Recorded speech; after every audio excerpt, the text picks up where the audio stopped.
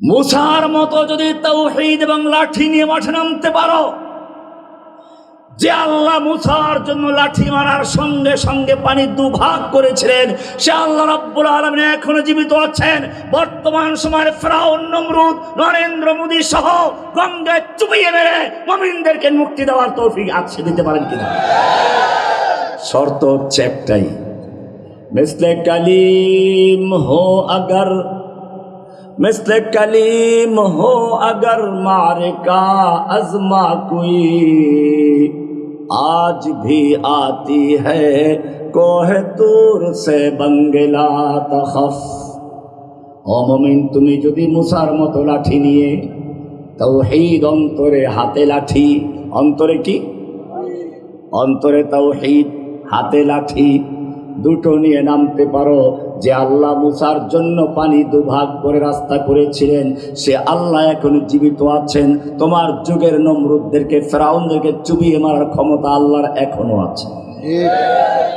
সালামুন আলা ইবাদিহিল্লাযীনা ইসতাফা, أما بعد فأعوذ بالله من الشيطان الرجيم. بسم الله الرحمن الرحيم.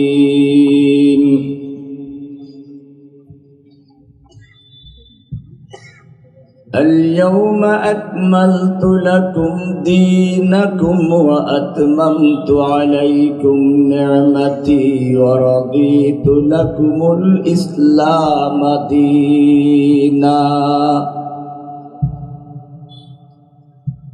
وقال رسول الله صلى الله عليه وسلم: لا يؤمن أحدكم حتى يكون هواه تبعا لما جئت به. صدق الله تعالى وصدق رسوله النبي الأمي الكريم، ونحن على ذلك لمن الشاهدين والشاكرين والحمد لله رب العالمين.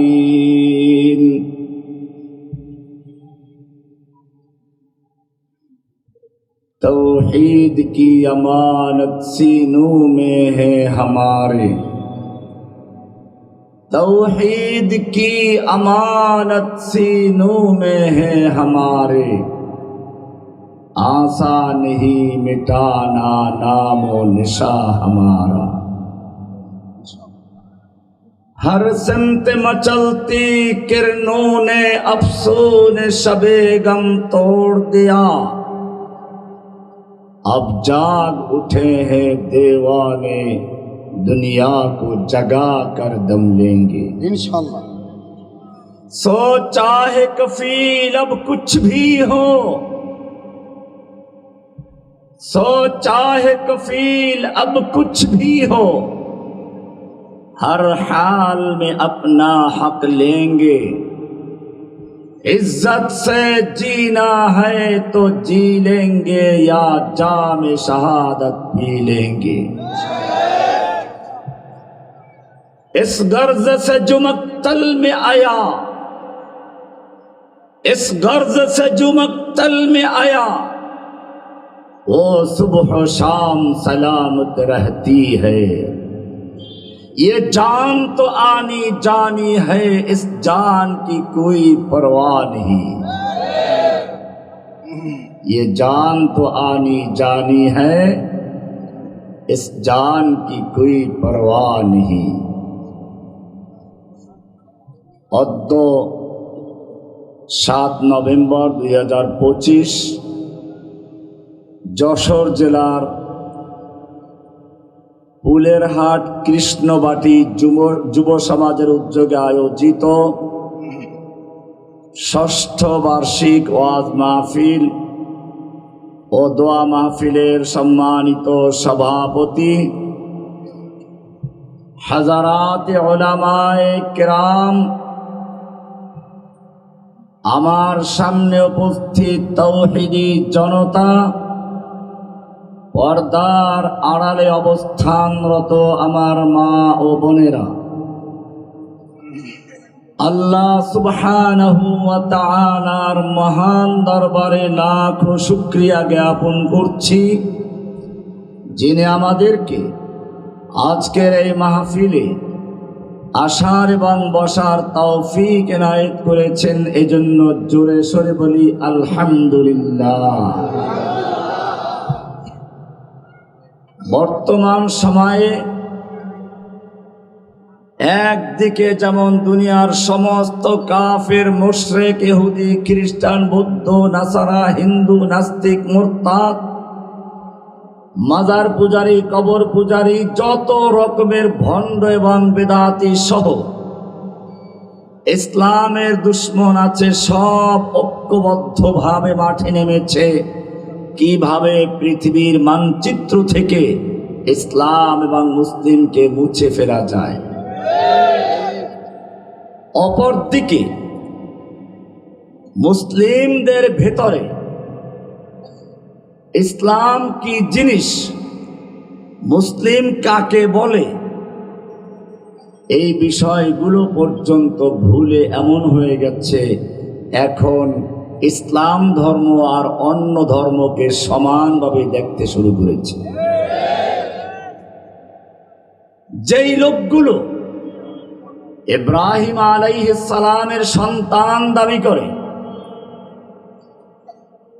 সেই ইব্রাহিমের সন্তান, যে ইব্রাহিম মন্দিরের ঘরে জন্ম হয়ে মসজিদ নির্মাণ করেছেন, সেই ইব্রাহিমের সন্তানরা মসজিদ থেকে গিয়ে মন্দিরের দরজায় পাহারাদারি করে।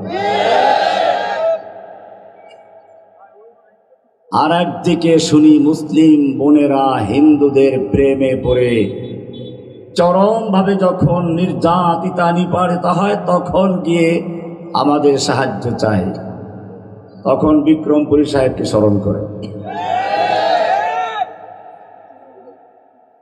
দু চার টাকার জন্য খ্রিস্টান হয়ে যাচ্ছে। কারণটা কি? আজকে আপনারা খুব ভালো করে বসবেন, আমাদেরকে মূল কারণটা খুঁজে বের করতে হবে। অনেকেই বলেন যে পরিবেশের কারণে ঈমান নষ্ট হয়ে যাচ্ছে। আমি বলি, যেই ঈমান পরিবেশের কারণে অর্জন হয়েছে সেই ঈমান তো পরিবেশের পরিবর্তনে পরিবর্তন হবেই। ওয়ারিস সূত্রে প্রাপ্ত ঈমান, বাপদাদা মুসলমান, আমরা মুসলমান, পরিবেশ মুসলমান, আমরা মুসলমান, এই ঈমানের জন্য আমাদের কোনো কষ্ট করতে হয় নাই। আর যেই ঈমান কষ্ট করে অর্জন করা হয়েছে, পরীক্ষা দিয়ে যে ঈমান পাশ করেছে, সেই ঈমান উত্তপ্ত বালুর উপরে শুয়ে রেখে উপরে পাথর চাপা দেওয়া আছে, তারপরও ঈমান বলে আহাদ আহাদ। সেই ঈমান যখন দেখে নিজের স্বামীকে হত্যা করা হয়েছে, ছেলেকে পানিকে চুবানো হচ্ছে, নিজেকে লজ্জাস্থানে বর্ষা দিয়ে আঘাত করে হত্যা করা হচ্ছে, তারপরেও সুমাইয়া রাদিয়াল্লাহু তাআলা আনহার মুখের থেকে আওয়াজ আসে আহাদ আহাদ। পরিবেশের ঈমান না, ওয়ারিস সূত্রে প্রাপ্ত ঈমান না। যে ঈমান ফাঁসির মঞ্চে বসে, যে ঈমান শুলিবিদ্ধ অবস্থায় যখন বলা হলো খোবায়েব তুমি মক্কার বড় সাহিত্যিক, বড় কবি, তোমাকে শুলিবিদ্ধ করাটা আমাদের জন্য খুবই কষ্টকর, তোমার নবীকে আমাদের ধরে আনা সম্ভব নয়, তিনি মদিনাতে আছেন, কিন্তু তুমি যদি শুধু একটু মুখে বলো তোমার জায়গায় তোমার নবীকে রাখা হোক, তোমাকে ছেড়ে দেওয়া হোক, এতটুকু কথা শুধু মুখে বললে আমরা তোমাকে ছেড়ে দেব। আল্লাহর নবীর ছাত্র, পরিবেশের ঈমান নয়। শুলিবিদ্ধ অবস্থায় গর্জে উঠলেন, ওহে আল্লাহর দুশমন মক্কার কাফের, শুনে রাখ, খোবায়েব তার স্ত্রী সন্তান নিয়ে পরিবার নিয়ে আরামে থাকবে, আর নবী মুহাম্মাদের কাটে পায়ে একটা কাটা বিদ্ধ হবে, খুবাইব তাও বরদাস্ত করতে রাজি না। এরপরে তিনি সেই মঞ্চে বসে কবিতা পড়লেন। ফাঁসির মঞ্চ না, শুলীয় মঞ্চ। শুল হচ্ছে এরকম একটা মঞ্চ থাকে, একটা তীরের মতো রড থাকে, ওটার উপরে বসিয়ে দেওয়া হয়, লোহাটা আস্তে আস্তে ঢুকতে ঢুকতে মাথা দিয়ে বের হয়ে যায়। বাংলাদেশের রাজশাহী কারাগারে এখনো শুলে আছে। এই অবস্থায় আপনি কি করতেন? খোবাইবের কবিতা শুনুন, বুখারী কিতাবুল মাগাজি পরিষ্কার সাক্ষ্য হয়ে আছে। ফালাস্তু উবালি হিনা উক্তালু মুসলিমা আলা আইয়ি শাক্কিন কানা ফিল্লাহি মাসরাই ওয়া যালিকা ফি যাতিল ইলাহি ওয়া ইন ইয়াশা ইবারিক লি ফি আওসালি শিলবিন মুমাজ্জাই। হায় আল্লাহর দুশমন, তোরা কি মনে করেছিস আমি চিন্তা করছি? আমার কোনো পরোয়া নেই। আমাকে শুলিবিদ্ধ করা হলো না ফাঁসি দেওয়া হলো। খাসি যখন জবাই করে টানানো হয়, খাসি চিন্তা করে না তার চামড়া উপর থেকে নিচে খসানো হচ্ছে না নিচের থেকে উপরে খসানো হচ্ছে। এভাবেই যেই ঈমান বুঝে শুনে গ্রহণ করা হয়, যেই ঈমান ত্যাগের বিনিময় অর্জন হয়, সেই ঈমান আল্লাহর রাসূল বলেছেন ওয়াইন কুতিলতা আও হুররিকতা, তোমাকে আগুনে পুড়িয়ে দেওয়া হোক, তোমাকে হত্যা করা হোক, তারপরেও যেন তোমাকে ঈমান থেকে চুল পরিমাণ সরাতে না পারে। ওয়াইন কুতিলতা আও হুররিকতা, এই পরীক্ষাই দিয়েছিলেন ইব্রাহিম আলাইহিস সালাম। নতুবা আগুনে নিক্ষেপ করা হচ্ছে, ফেরেশতারা পর্যন্ত আবেদন করছেন রব্বুল আলামিন তোমার বন্ধু খলিল ইব্রাহিমকে তো আগুনে ফেলানো হচ্ছে, তিনি তো পুড়ে মরে যাবেন। আল্লাহ বলছেন পড়তে দাও, পড়তে দাও, দেখার বিষয় এখনো আছে। আগুনে পোড়ার পরেও সে অটল থাকে কিনা? আগুনে যখন ফেলে দেওয়া হলো, এখন প্রমাণ হলো সে আগুনে পুরা অবস্থায় ইমান অটল থাকবে। সঙ্গে সঙ্গে আল্লাহ জানিয়ে দিলেন কুলনা ইয়া নারু কুনি বারদাও ওয়া সালামান আলা ইব্রাহিম, ইব্রাহিমের জন্য আগুন ঠান্ডা হয়ে যাও, খবরদার আমার ইব্রাহিমের কোনো কষ্ট না হয়, একটা চুল পরিমাণের ক্ষতি না হয়, আরামদায়ক ঠান্ডা হয়ে যাও। আমি জিজ্ঞেস করতে চাই যে আল্লাহ রাব্বুল আলামিন ইব্রাহিমের জন্য নমরুদের আগুনকে ঠান্ডা করেছিলেন, সে আল্লাহ এখনো জীবিত আছেন কিনা? সে আল্লাহ ভারতের পারমাণবিক বোমা ক্ষেপণাস্ত্র ধ্বংস করে দিয়ে মুমিনদেরকে সাহায্য করতে পারেন কিনা? কোনটা কোন জায়গায়? আজ ভি জো করে ইব্রাহিম কাই মা पैदा, आज भी जो करे इब्राहिम काई माँ पैदा, आग कर सकती है अंदाज गुलिस्ता पैदा। আজকেও যদি সেই ইব্রাহিমের মতো ঈমান তৈরি করতে পারো, যে আল্লাহ ইব্রাহিমের জন্য আগুন ঠান্ডা করেছিলেন সে আল্লাহ এখনো জীবিত আছেন।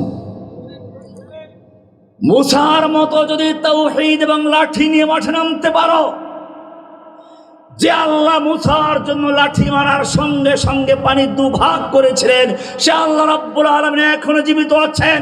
বর্তমান সময়ের ফেরাউন, নমরুদ, নরেন্দ্র মোদী সহ গঙ্গায় চুবিয়ে মেরে মুমিনদেরকে মুক্তি দেওয়ার তৌফিক আছে, দিতে পারেন কিনা?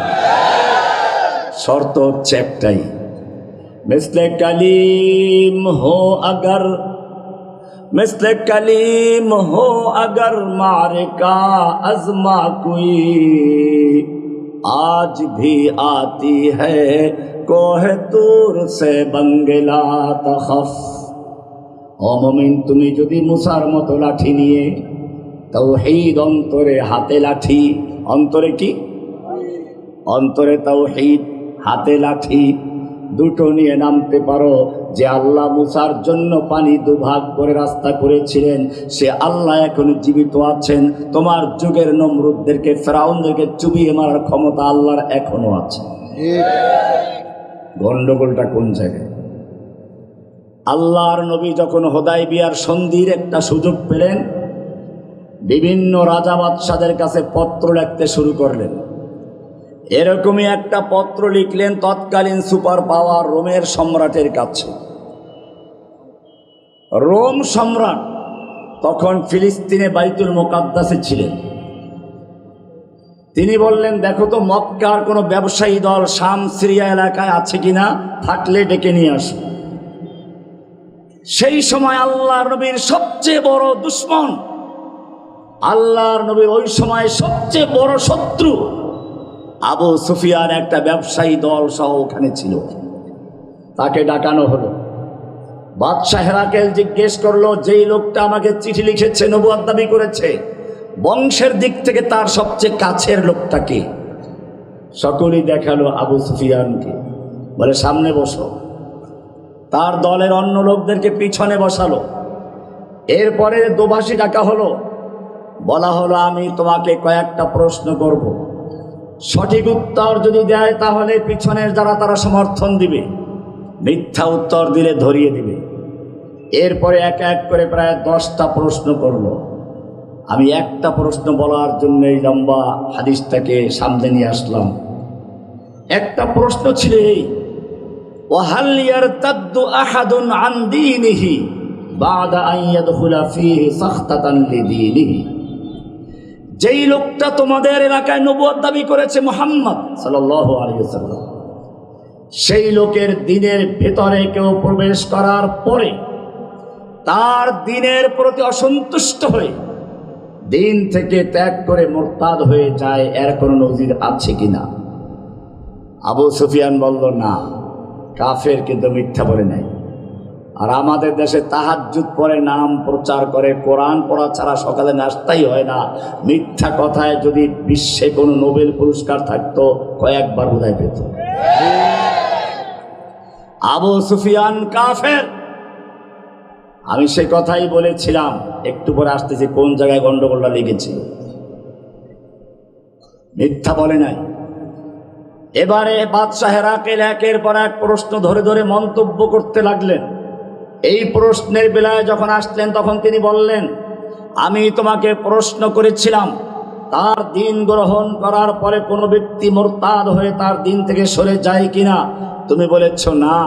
এরপরে তার মন্তব্য, বুখারী শরীফের কিতাব ইল ঈমান শুরু করে দেখবেন শুরুতেই, ওয়াকাযালিকাল ঈমান হিনা তুখালিতু বাশাশাতুহু আল কুলুবা